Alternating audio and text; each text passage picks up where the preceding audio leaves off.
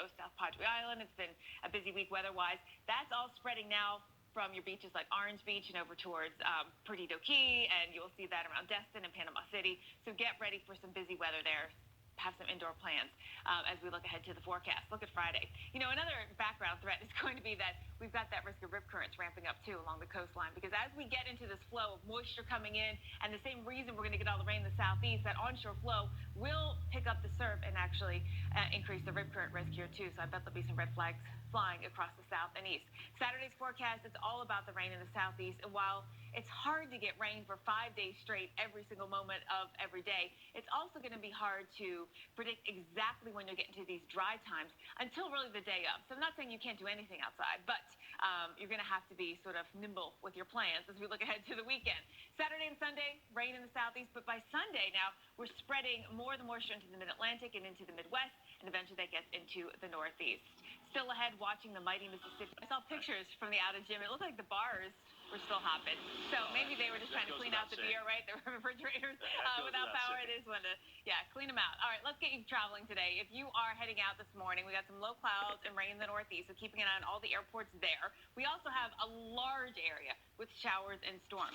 And you know, one of the, I think the more common delays we will see today is if there's thunderstorms overhead at the airport, even if there's not like a ground stop or ground delay, you'll get into some delays because they got to pull all the crews off the tarmac when there is lightning. So that could happen today in Houston, also maybe in Atlanta, although I think it'll be more showery than storms with lightning.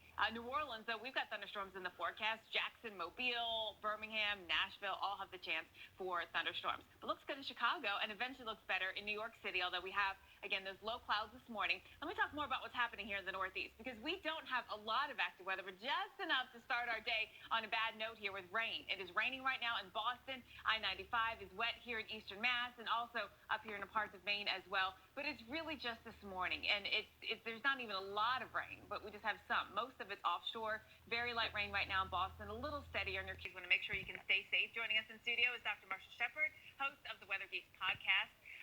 It's not just outside, though. Earlier this month, there was a teen in South Carolina who survived being struck by lightning, but she says lightning struck her window, and then that traveled. She went to grab her phone. She's okay, but you know, let's talk about indoor lightning safety. Yeah, indoor lightning safety. It's what phones we don't have but if the phone's plugged into the wall, right? I mean, trees. I want to say that because so many people seek shelter underneath trees. I understand why. But that's really one of the worst places. One of the worst places. Any signs that you might get struck by lightning if you're outside? Well, there's really good advice. But even when you're indoors, didn't someone get struck once? You know those lights that are like kind of recessed? Didn't someone get struck when they were standing in their kitchen? I do remember that I think I do remember that. But the key thing is... It's like your excuse to not wash the dishes either, right? Yeah. Well, my wife would buy that. But let's talk about... are certain groups of people more vulnerable to lightning strikes? Is it, sort of activities outside? Is it men versus women? Yeah, unfortunately... Golfers really don't get struck a lot relative to, like, gardeners or, construction workers. I mean, because golfers, they send a siren, everyone gets cleared off the course. They clear them off the course. And people know they just big metal rod. They're exactly. It's outside, right? Got the head of NOAA on Weather Geeks this week, podcast, Neil Jacobs. Oh, excellent. Out today. Excellent. All right. Well, there you go. Showers and storms. And there's honestly not a ton of steering right now. Nothing's changing today in terms